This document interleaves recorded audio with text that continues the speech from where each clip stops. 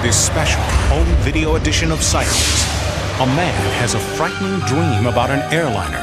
It just goes on its back and then goes straight down into the ground. Days later, the vision becomes a tragic headline. A mother yearns to know the truth about the murder of her daughter. I didn't put any connection together in the beginning at all. But only a psychic detective can fill in the blanks. It was a hit. It wasn't a random shooting. These people believe they have been cured of chronic debilitating diseases by the touch of this man's hands. Basically, I work on most of the cases after doctors have given up. This man withstands excruciating pain using the power of his mind alone. It's the odd example that one studies to find out what the boundaries of reality really are. While science searches for an answer in the extraordinary abilities of our pets. I think it's wonderfully important that the researchers and the neurologists can open their minds to something beyond just the medication. If, as researchers believe, we use only 5% of our brains, what incredible potential remains in the untapped regions of our minds? Hello, I'm Tim White. Explore the truth about psychic experience in this special report from Sightings.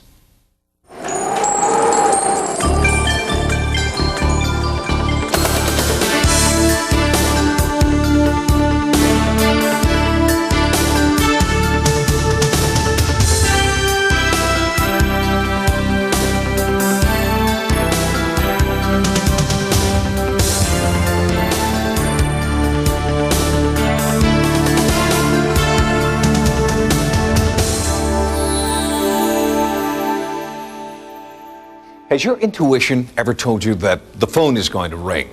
And then it does. Have you ever had a sinking feeling that a loved one's in trouble, only to find out later that they really are? Well, these experiences happen to all of us every day. Are they mere coincidence, random chance, or could they be something more? A sixth sense we all have, but which only a few of us have developed to its fullest potential.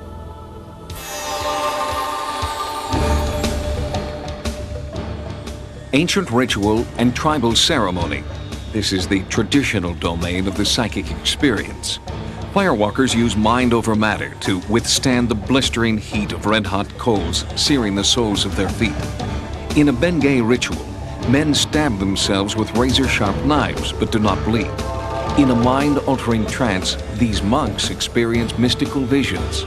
These are the images we associate with the extraordinary powers of the mind. The mystery of psychic ability has captivated people since the beginning of time. In the 1880s, the British and American Societies for Psychical Research began the first scientific study of paranormal phenomena, investigating claims of ghosts, hauntings, and life after death. The scientist most responsible for shifting the focus to the psychic abilities of the living was Dr. J.B. Rhine, who founded the Institute for Parapsychology at Duke University in 1930. Dr. Rhine brought parapsychology into the laboratory and popularized the phrase E.S.P. to describe what he found. Well, it does really exist. The implications begin with the basic fact that E.S.P. is non-physical. It shows that there's something that man can do that extends beyond space-time.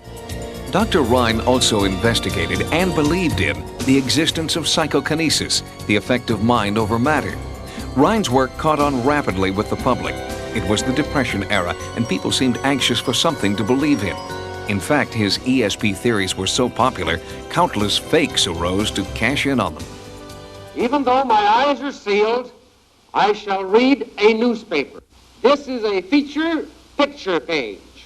At the top but Rhine's work was considered fakery too, by mainstream scientists unwilling to accept his controversial theories. And without concrete proof, the public's interest in ESP soon faded. And it's fine to be high. It lay dormant for 30 years until the 60s counterculture sparked a resurgence of interest. It was a time, once again, when people were actively seeking new answers. The big name in the field was still J.B. Rhine, only by now ESP was taking on a new name, Psi, the Greek letter denoting the unknown. But when the 60s era ended, so did its fads, and widespread interest in parapsychology waned once again.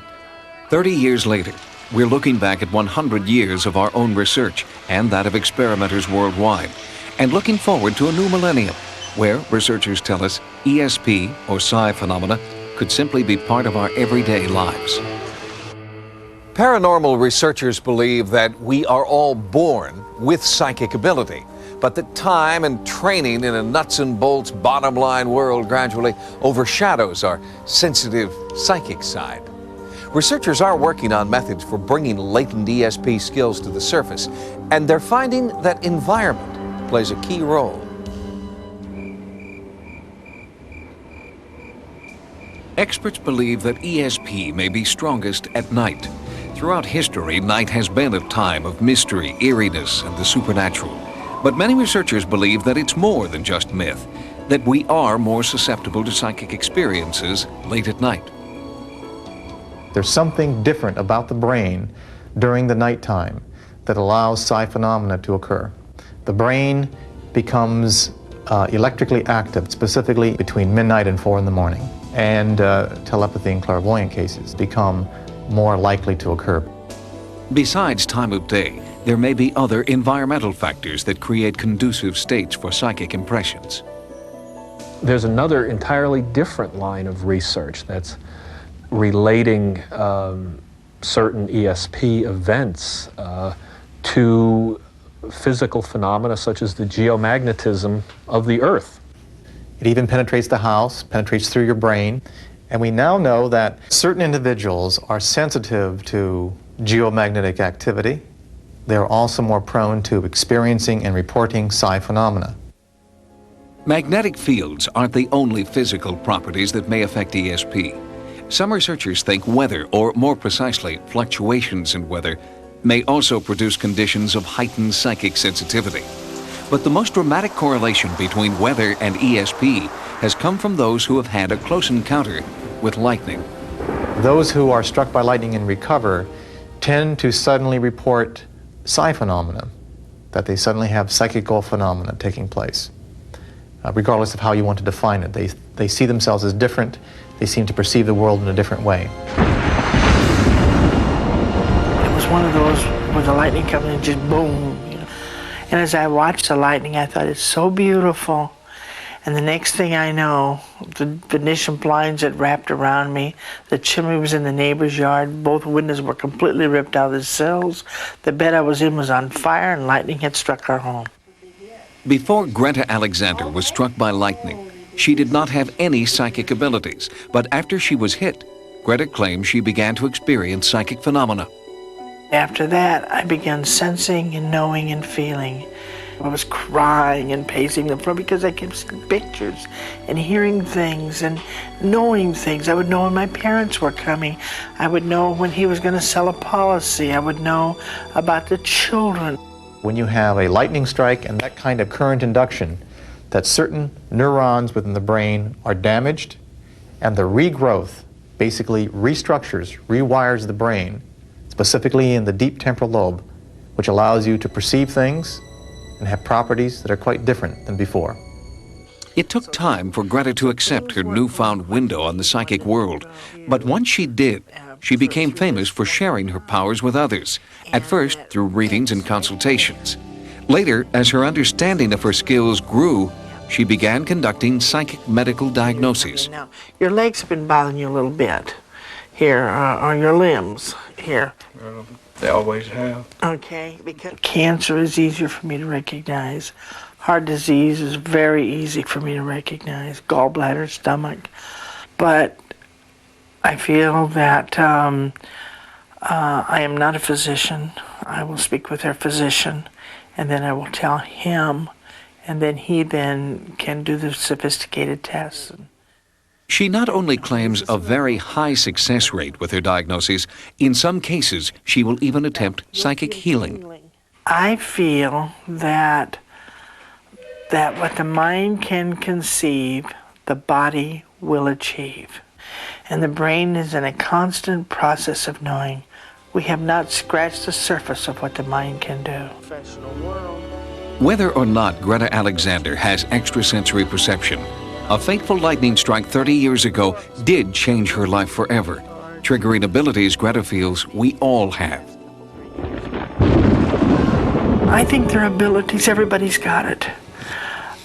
Everybody can play chopsticks. I can just happen to play Chopin. Perhaps the most dramatic example of the psychic experience is when someone makes a prediction and then it comes true. Parapsychologists call it precognition. In 1979, David Booth, a man who, unlike Greta Alexander, did not consider himself a psychic, had a series of recurring nightmares. In his mind's eye, he saw a crash, an inferno, death. And then he saw it on the evening news. May 25th, 1979, the date of one of the worst plane crashes in history. A DC-10 took off from Chicago's O'Hare Airport, flew a half mile, then suddenly turned on its side and slammed into the ground, exploding on impact. All 272 people on board died.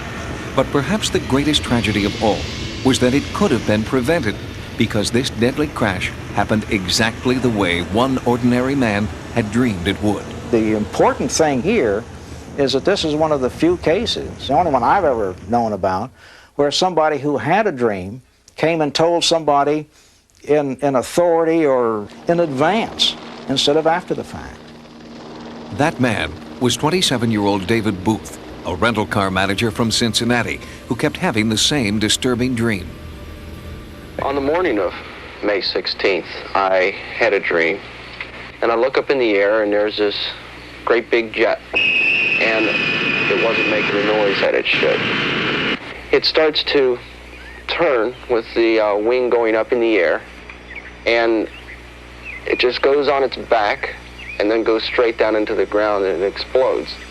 I can't even describe the type of explosion that it was, and the terror, just that instantaneous terror that just struck me right then. In his dreams, Booth always saw the logo of one specific airline. After having the same nightmare 7 nights, Booth contacted the FAA. I said, well, is this a prediction? He said, no, it's not a prediction, it's just disturbing. And, you know, we made notes of it. You couldn't just arbitrarily ground an airline because somebody dreamed of something. On Friday, May 25th, that was the 10th night that I had the dream. I woke up. All the emotions that I had been having were still there, except I knew that that was it. That was the last time that I was going to have the dream. Then that afternoon, a DC-10 crashed in Chicago, and it had turned, and it was turning back. There were some discrepancies, but there was an awful lot of similarity as to what happened on that Friday afternoon. David Booth's worst nightmare came true, and it was amazingly accurate. He had correctly predicted the name of the airline, the model of the plane, the way it would turn on its side. He'd seen the right engine fall off as the plane fell from the sky and burst into flames. Dreaming and real life were now one. I was trying to blame myself, where he was saying, that was, it was something that, I didn't have to do. Since this interview, David Booth has kept his life private. He has made no more public predictions. What you've got to understand is that while Mr. Booth had a dream that had a remarkable prediction, if you will, there was not enough of a prediction to say what, where, when, why, or how. And there was nothing that could be done. And you couldn't take government funds and chase somebody's dream with them. The airline David Booth dreamed about was not grounded because our government does not believe in the reliability of precognition. It's an attitude that's widespread among many organizations and professions, and nowhere is psychic ability more reviled than in the mainstream medical community. The psychic in psychic healing doesn't refer to storefront psychics or fortune tellers we're bombarded with. In healing, psychic means the powerful roles the mind and spirit play in making us well. Since earliest recorded history, it has continued to coexist with mainstream medicine. In primitive cultures, shamans are the sole healers in their community. They are selected, not schooled, to perform ritualistic medicine. Their powers are bestowed on them during ceremonial circles, in which they make sacrifices to the spirits. Once they achieve their altered healing state, they call to their faithful flock to come to them for a cure based on belief in the benevolent forces of the unknown. While these rites still exist around the world, this type of psychic healing seems naive to our more sophisticated culture. But it is slowly coming into the Western world's consciousness. Doctors debunk psychic healing as pure fraud. But thousands of people who've been cured of supposedly incurable illnesses by the touch of a healer believe differently. Dean Kraft is a modern healer who uses the ancient technique known as the laying on of hands. Kraft claims to have mysterious healing energy that flows through his hands into his patients. His success rate is remarkable, especially since most people who come to Dean Kraft have come as a last resort. I could feel the heat oozing from his hand like an oven. Something is not right.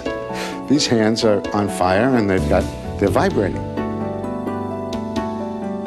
How does it work? I don't have any idea. Does it work? It does.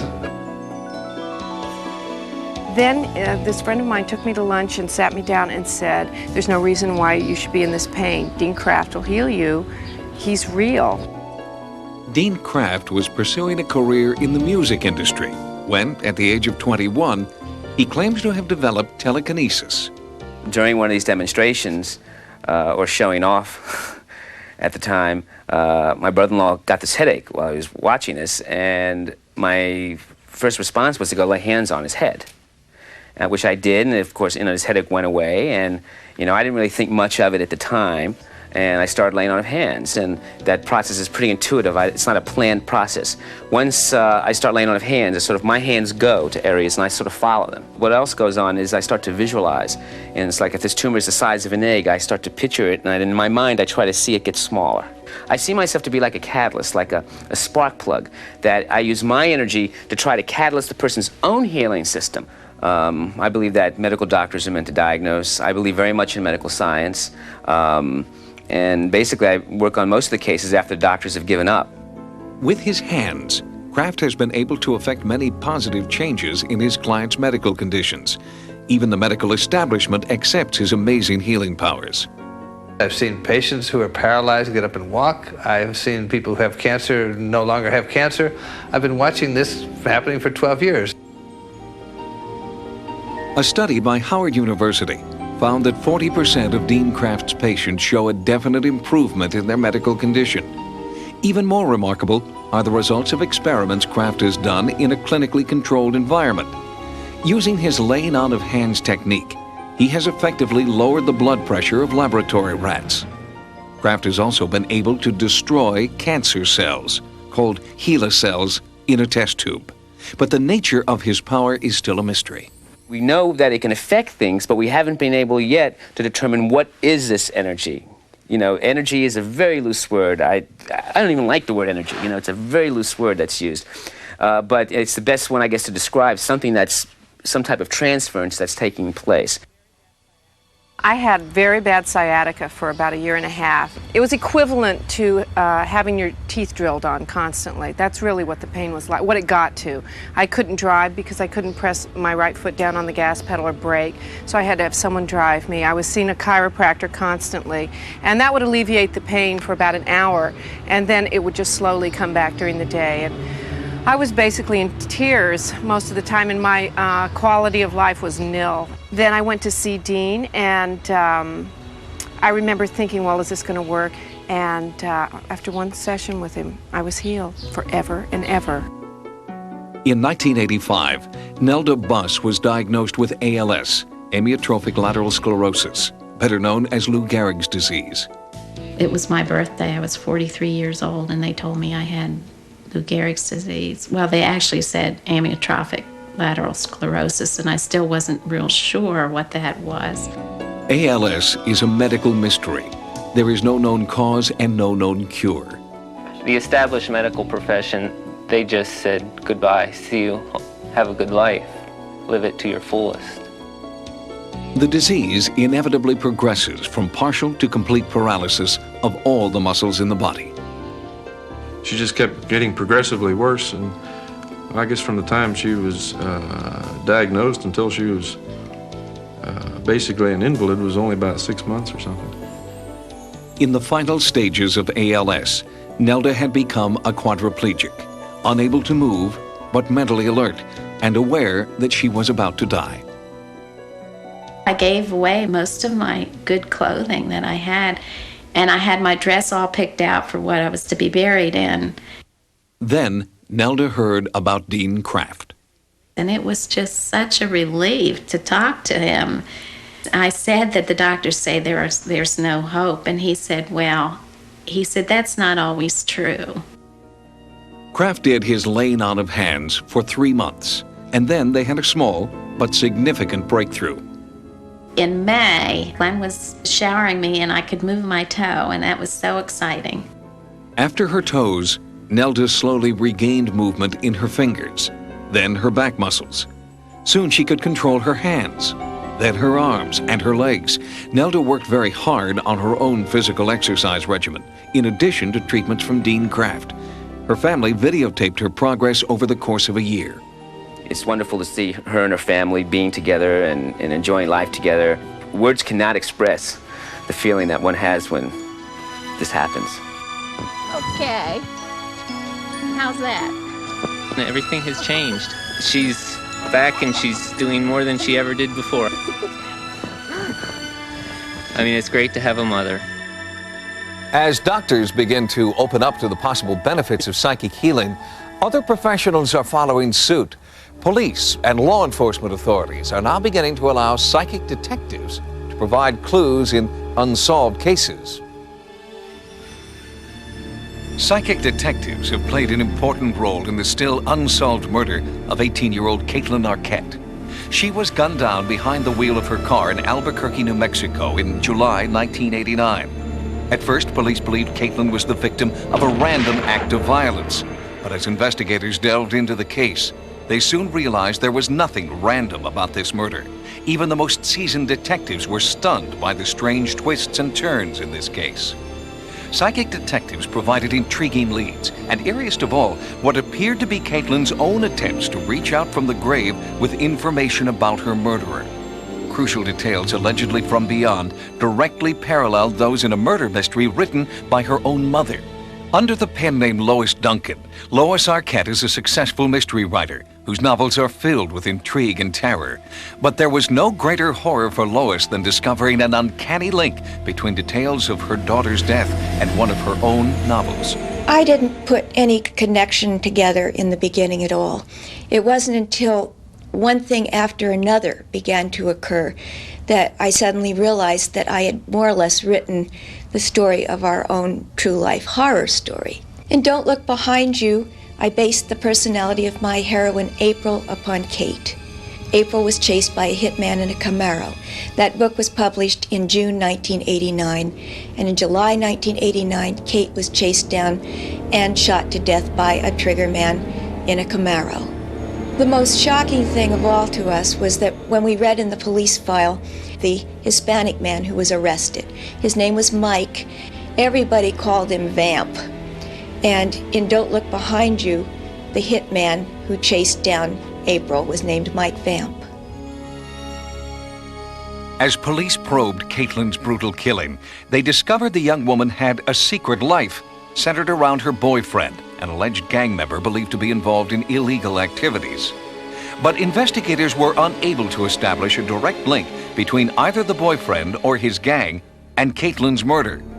With the police department at a dead end, in desperation, Kathlyn's mother turned to local psychic Betty Muench. I rang the doorbell, and this middle-aged woman answered the door, and I looked at her. I had an instant feeling that I knew her. It wasn't that I'd met her. I had invented her. She was physically identical to Ann Summers, the psychic detective in my book, The Third Eye. Betty Muench considers herself a bridge between the living and the dead. Muench claims she can pick up messages telepathically while in a meditative trance, channeling the words of the dead through the keys of her typewriter. Usually I get a lot of color moving in my head. Then out of that, sometimes there will come maybe an image. And that's when the words seem to want to start pouring into my head. It was a very clear contact with Kathlyn. She was right there. We had the idea that Kathlyn was in some kind of trouble, that there were other things going on that the family wasn't quite aware of. Amazingly enough, it appeared that Kathlyn was conducting her own murder investigation from beyond the grave. Some of the messages Betty Muench claimed to be receiving provided police with important new leads. Investigators soon received an anonymous tip from someone who'd seen one of the Crime Stoppers posters the Arquette family had placed around Albuquerque. Arrests were made that proved psychic Betty Muench had been dead right. She told us that the people who were arrested would have been driving a lowrider car. There would be 2 men in the front seat, 1 in the back seat, that there would be no eyewitnesses, but that arrest would be made because the men would be heard bragging, that our best help might come from somebody in the media, and she identified who that person would be, an investigative reporter named Mike Gallagher. But there was insufficient evidence to hold the 3 suspects, and they were released. Desperate for more evidence, Lois contacted Noreen Renier, a well-respected psychic detective from Maitland, Florida. Working with a police sketch artist, Renier attempted to create a drawing based on impressions she claimed to be receiving from Kathlyn. I have to get their scent. I have to pick up their vibes. And somehow something personal that was on at the time of the crime gives me more information. I can pick up the scent of Katie psychically. During Noreen's session, Lois listened in on the phone from 900 miles away. I was sitting in Albuquerque knowing that Noreen was doing this, and I knew what the alleged trigger man looked like because he'd been arrested. I was trying to concentrate on Kate, and I was saying, tell Mother why you were killed. Was it a random shooting, as the police think, or was it something else? Send me a symbol, send me a message through Noreen Renier. And the picture Noreen sent me was a sketch of Mike Vamp, the hitman in Don't Look Behind You, exactly as he appeared on the jacket of the British edition of that book. Everything was there, even the little scar between the eyebrows. It's like seeing something had been copied from the jacket. And I just started to shake. I couldn't stop shaking. Lois was shocked. Kathlyn had been the only member of the Arquette family to see the new book jacket of the British edition. I just was very confused when she was telling me I got some man on a book jacket. I'm saying, what are you talking? But then it made sense that Kate was telling us it was a hit. It wasn't a random shooting. It was a planned killing. It wasn't random. And that's what we needed to know. Even more startling is a tape recording Noreen made as she supposedly channeled Kathlyn's own description of her final hours. It's Noreen's voice, but Kathlyn's words. I'm meeting somebody at a shopping center with a C in it. I went up the hill towards the north to that big place up there, to this, I want to call it the Desert Castle. There's just an important person there that I'm not supposed to know is there. I saw things that I shouldn't have seen. They had to make sure that there was no way I would ever talk. And this was a way of silencing me. My crime that was committed against me was to silence me. I'll never be silenced. I'm not a bad person. I'm just young, and I just was curious. I was a good daughter to your mother. I told you almost everything. Almost. The incredible revelations from psychics Muench and Renier prompted Lois to write Who Killed My Daughter? And while the police have not yet solved Kathlyn's homicide, Lois is encouraged by one psychic message Betty Muench believes she received. She said that Kate was sending a symbol, that the symbol was a wolf with a collar around its neck, its head jerked back, and the message was that Kate was very sure that the wolf who had been after her was soon to be caught and collared. The message was particularly significant to Lois, who originally entitled her book, One to the Wolves. I couldn't explain any of this. All I could say to myself was, it's happening. Somehow it's happening. I have now come to believe that there must be some kind of transition point where it is possible for the dead to communicate with the living, perhaps when they have some very, very strong message to get across. I think Kate was killed because she was getting ready to tell the truth, and she couldn't do it herself, and now she wanted me to do it for her. Lois Arquette is hoping police or psychic detectives will soon find out what horrible facts Kathlyn knew and who stopped her from telling the truth. It's clear that the last great frontier yet to be explored is the human mind. Even after a century of astonishing scientific and medical advancement, we still know surprisingly little about the brain. One way scientists are trying to learn more is by studying our pets. Pets could be helping here, helping people with epilepsy. It's a condition characterized by frightening, uncontrollable seizures. In the Dark Ages, epilepsy was thought to be the work of the devil. Today, we've abandoned those outdated ideas that people with epilepsy are under satanic influence. But there are genuine mysteries associated with epilepsy, and medical experts are turning to dogs for some amazing new ways of understanding this misunderstood neurological condition. Angie Barnum knows the incredible supernatural power of a seizure alert dog firsthand. For the last 10 years, Angie's dog Sheba has been warning her of potentially life-threatening seizures before they happen. She paces and whines and jumps on me if I'm not paying attention. She's constant. She always knows. Angie's seizures were so unpredictable, she was confined to a wheelchair. In 1983, she sought out a program that was matching dogs with disabled owners. At first, Angie was attracted to a Labrador, but Sheba proved she could do more than just fetch. Angie went into a seizure, and the yellow lab just ignored her, and Sheba keyed into it. Completely ignored me. She went straight to Angie, and we stood around in fascination watching this dog fixated on this girl. Angie adopted Sheba, and the two became inseparable. Angie discovered that Sheba's special gift wasn't just an isolated event.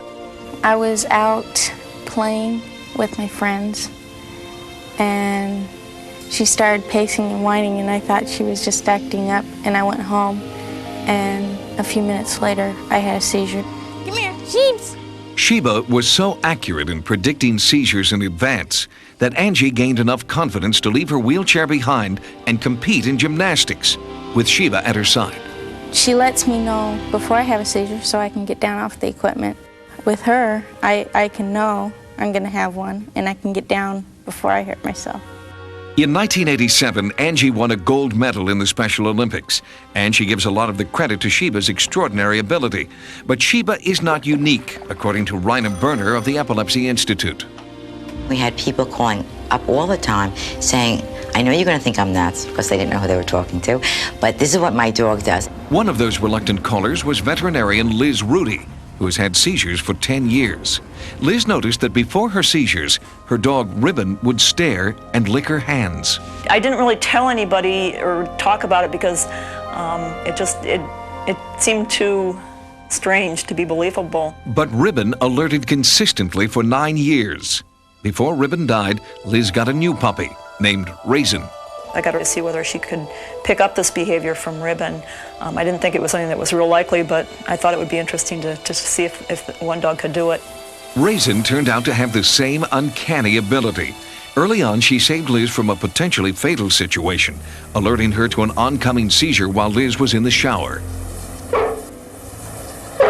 While we were recording this story, Sightings crew members noticed Raisin was paying particular attention to Liz. Then it started. First, the intense stare. Then Ribbon tried to get Liz's attention. And finally, the barking started. Liz's seizures aren't violent. Instead, she seems to slip away from the world around her. Ribbon instinctively stays by her side, protecting her for the duration of the episode. Does Ribbon have a unique ability to detect seizures, or is Liz somehow giving off subtle clues about her condition? When you have a phenomenon like this and you want to do a scientific investigation, the first thing to try to determine is whether, in fact, the phenomena is bona fide or not. Neurologist Dr. Douglas LeBar assists the Epilepsy Institute in their study of dogs like Ribbon. Liz is a participant in this research. Here, she's hooked up to a brainwave monitor that can detect the onset of a seizure. The Institute is also compiling statistics based on a survey sent out to pet owners who do have seizures. A substantial portion are reporting some type of alerting behavior. Some experts speculate that the dogs are detecting seizures through their acute sense of smell or by their acute awareness of certain body movements in their owners. But then why is it that only certain dogs seem to have the ability to detect seizures? Animal behaviorist Peter Borschel is studying the phenomenon. If we can learn what the dogs are capable of doing, how they can pick up the pre-seizure signals, then we can have a way of screening dogs, trying to find out if there's a breed difference, picking dogs that are good at it versus those that aren't. Come on, where's Jessie? 10-year-old Jessica Lindgren has up to 5 seizures each week. Her mother Leslie is working with their dog Trina, training her to help Jessica during her seizures. I think it's wonderfully important that the researchers and the neurologists can open their minds to something beyond just the medication, just the office visits, just the tests. I think it's great. Jessica doesn't need science to explain why her dog is special. I go like this, and then Trina licks my face like this. And then that's her way of saying, "It's okay, Jessica." Is there a paranormal connection between some dogs and their owners with epilepsy? Medical doctors would say no, but they're still at a loss to explain why. It is a mystery that science can't explain, but researchers continue to study the phenomenon, working toward a more complete understanding of the strange and wonderful connection between people and animals. We don't know why dogs like Sheba and Raisin can predict seizures, but they do. Until science figures out why, we can only judge the value of their psychic ability by the results.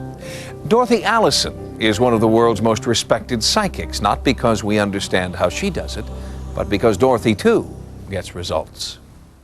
For 25 years, Dorothy Allison has been involved in over 4,000 police cases, solving murders and finding over 100 missing persons. Her amazing success rate has attracted international attention. She has worked on some of the 20th century's most grisly murders: Son of Sam, John Wayne Gacy, and Atlanta's serial killer Wayne Williams. The only way I ever get involved is if the police call me. If they don't, I will not work on a case. I do not volunteer any services to any policeman unless I receive a written letter. With a single murder, you're dealing with a single victim and a single murderer. With a serial killer now, you're dealing not only with a smart person, but a very devious, cunning person. And then you've got so many people, so many visions, so many faces all at once. And talking to Dorothy, you have to sort of interrogate her like a suspect. She sees locations, and you have to narrow these locations down to find what you're looking for. When the bodies of 33 young men were found in the crawl space of John Wayne Gacy's house in Chicago, Dorothy Allison was brought in to find the body of the one remaining missing boy, whose disappearance had started the investigation. She told Detective Joe Kozenzak he would find the body on April 9th, near a bridge by a river. I was sitting at my desk, phone rang, it was a sheriff from a small county near this bridge. And he said, "You better get down here. We found a body in the river down here. We think it's that boy you're looking for." And I looked at my desk calendar, and it was April 9th. My goal is to see how many killers can I knock down. It's like a game with me now. I love getting a killer. I really do. Although many police officers are still reluctant to admit it, there are many cases in which psychic detectives have provided important new leads and information. One such case occurred in 1979 when psychic detective Kathlyn Rhea helped police find the body of a little girl who'd been murdered.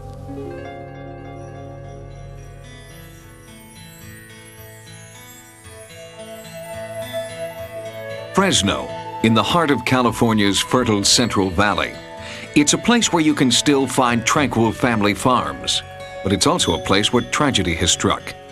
On February 3rd, 1979, 8-year-old Victoria de Santiago, her sister Eva, and their dog all vanished.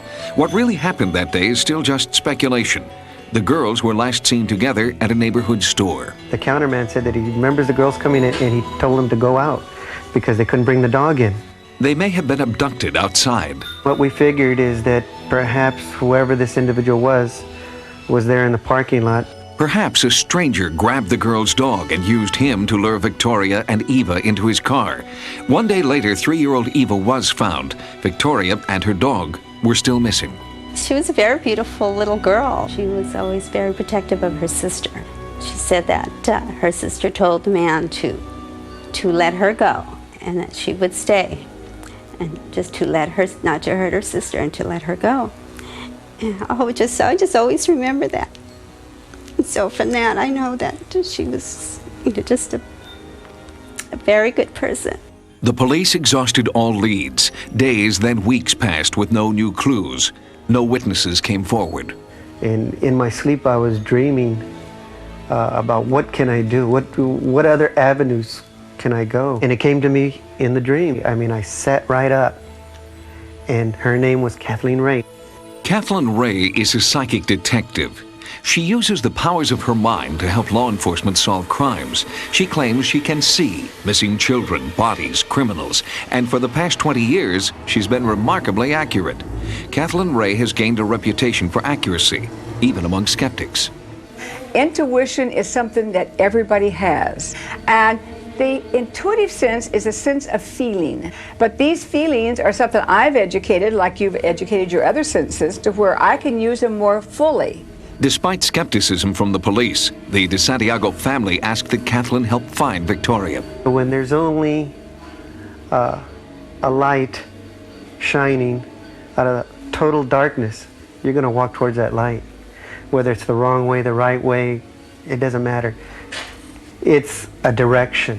I was told that a psychic was being brought in and I was going to fly to San Jose to meet this psychic. And I thought, I'm going to fly up there and I'm going to meet this lady wearing gypsy clothes. She's going to take me into this house. We're going to burn some incense. We're going to rattle some bones.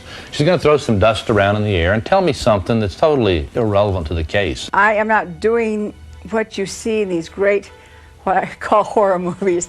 I don't suddenly grab my head and fall down and say, oh, they hit me in the head, or oh, this poor person's been stabbed.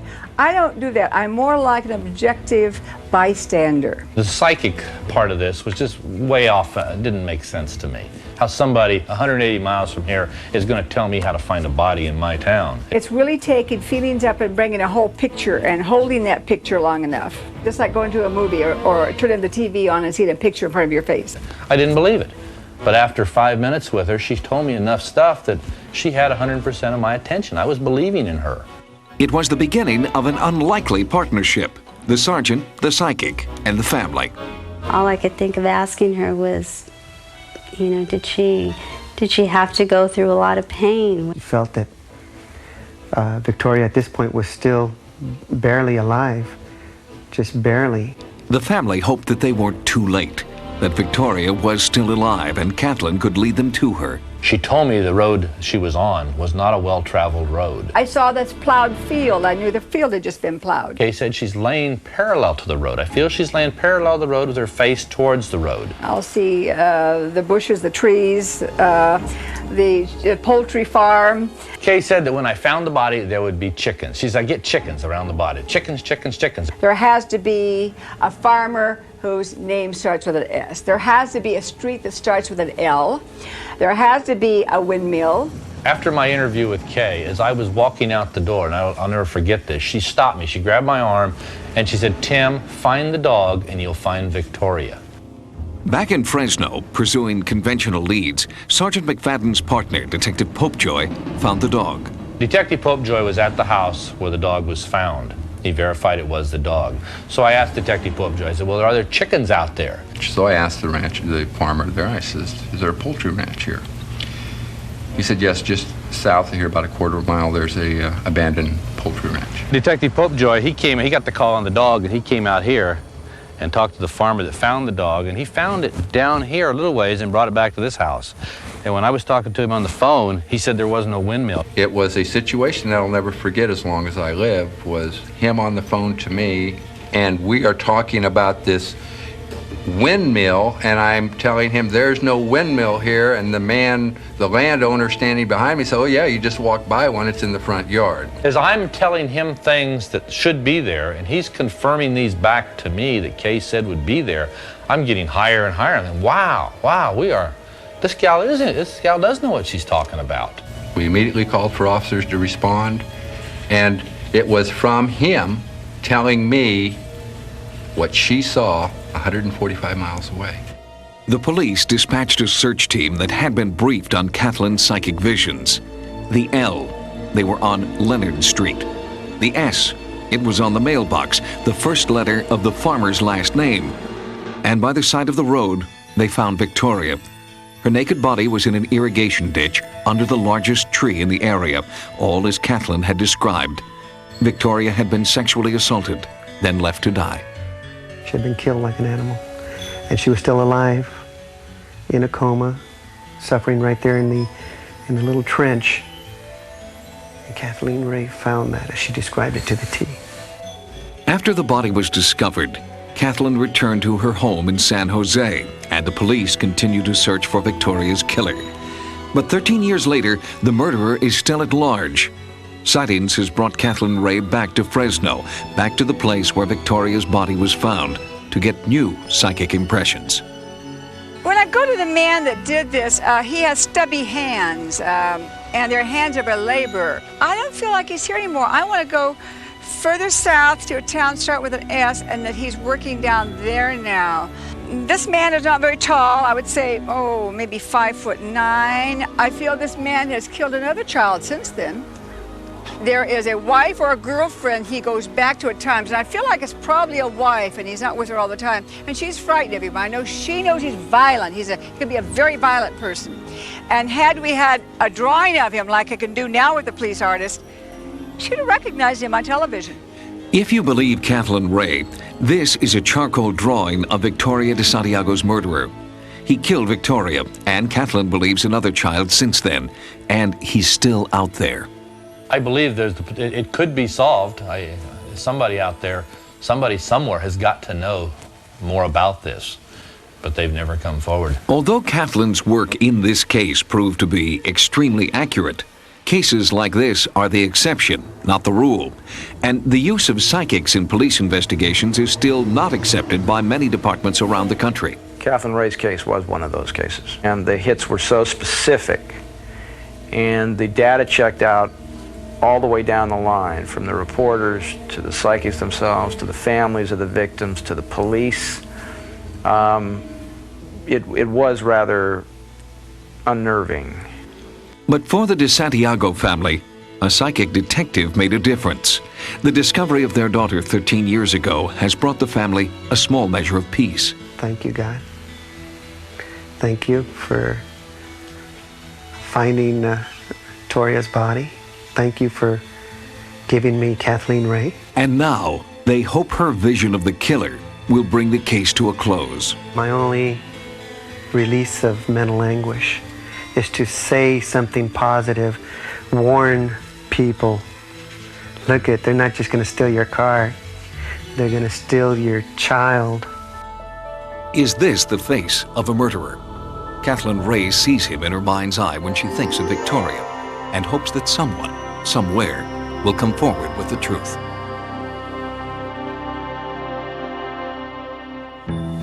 And finally, a story about the most controversial of all psychic phenomena. It's called psychokinesis, or mind over matter. As you'll see, there are some people who claim that the power of their mind is strong enough to withstand extremes of heat, cold, and the most agonizing pain. It's not a phenomenon exclusive to the West. In almost every culture throughout the world, there are people who appear to have superhuman powers. How is it possible for these people to endure the excruciating pain of needles and rods? Where does the strength come from that enables this man to pull an airplane single-handedly? When we see these kinds of phenomena that we don't understand, it's easy to call it magic. Once we understand it, we call it science. This is really important that scientists do take a closer look at this kind of phenomenon. If even one person can do it, it shows it's possible. In Russia, we discovered a man whose superhuman abilities seemed to be more than just the result of mind overpowering body. Valery Lavrenyenko is renowned throughout his homeland as a real-life Superman. He has abilities that go far beyond the bounds of what is accepted as humanly possible. Sightings' first encounter with Lavrenyenko was at the Moscow Aquarium, where he tried to best his own personal record by holding his breath underwater for 15 minutes. He believes his startling abilities first began after a paranormal encounter as a young boy. During a summer break, when I was in the 5th grade, I was hiking with some of my buddies in a local forest. Suddenly, I saw a shining object that reminded me of a plane. I took off on my own and was drawn to the place where I thought it had landed. All of a sudden, odd, shining stones were flying at me. I thought, run, or you'll be hit. But it was too late. There was a powerful blow to my head, and blood was pouring from a wound. For years, it was a mystery to me, until recently, when information about UFOs was allowed to surface in Russia. Lavrenyenko believes it was this experience that gave him his superhuman powers. 2 minutes and 10 seconds. Lavrenyenko's constant companions are his wife Natasha and his son Edward. Sightings brought them to Moscow to meet with our team of doctors, investigators, and researchers. Here, they observe what appears to be electrical impulse coming through a heated needle in his forearm. The same energy also seems to flow through his finger and burn a newspaper.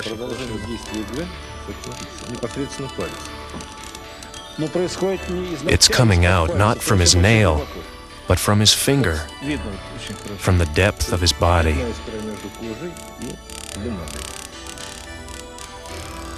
A burn like this can only be caused by electricity, and to explain this is impossible.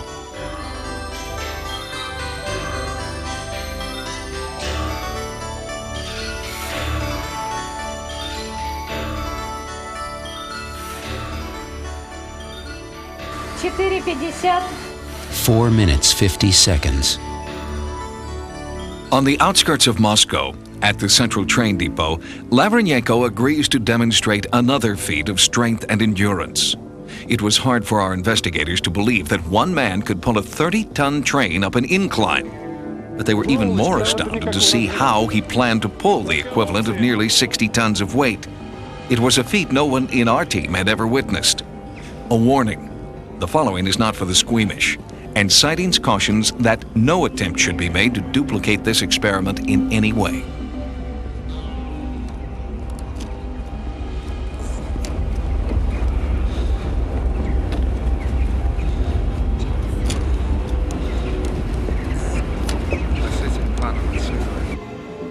Using pliers, Lavrenyenko inserts two 8-inch wires through his forearms and then attaches the wires to a rope that is connected to the train.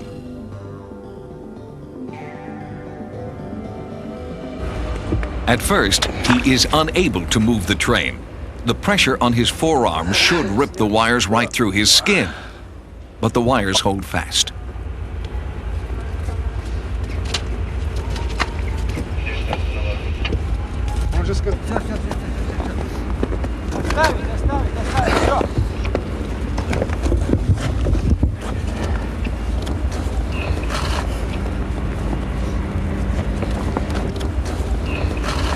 Despite the fact that he is pulling the equivalent of 60 tons, Lavrenyenko barely bleeds, and the wires remain intact. Bravo.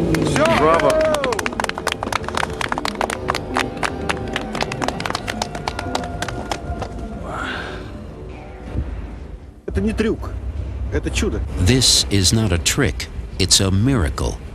From the standpoint of a surgeon, what just happened cannot happen with an ordinary man. When you injure soft tissue, there is always bleeding associated with it. When the metal rod pierces the soft tissue, like we've just seen, there is always extreme pain associated with that. And furthermore, there was 60 tons of pressure on his forearms. How all that's possible, I just don't understand. There are lots of documented cases of controlling bleeding through the power of the mind. That's probably one of the last great frontiers in medicine. Right? It's not just a matter of pain control, but it's also a matter of controlling bleeding. All right? What kind of vasoconstrictors? How did he actually close off those blood vessels when that needle went through his arm? I think the place to start is honoring the phenomena. Study the lack of bleeding. Study the electrical phenomena demonstrated here. Study the ability of people to exist for long periods of time without oxygen. There's enough contained in any one of these phenomena to force a reevaluation of how mind and body work. After nearly 7 minutes underwater, Lavernyenko began to surface. Although he didn't break his own record, for most people, just 2 minutes without oxygen could cause some brain damage. But Lavernyenko emerges unscathed. Science always progresses like this. It's the odd example that one studies to find out what the boundaries of reality really are. That's how we paint the canvases and shred the old models, by studying the things that just don't fit in. Psychokinesis, E.S.P, precognition, concepts that seem to contradict the physical laws of science. The people who believe in psychic ability challenge what science tells us are a finite set of rules governing the universe.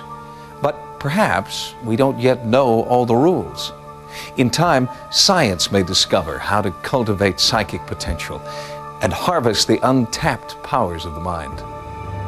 For Sightings, I'm Tim White.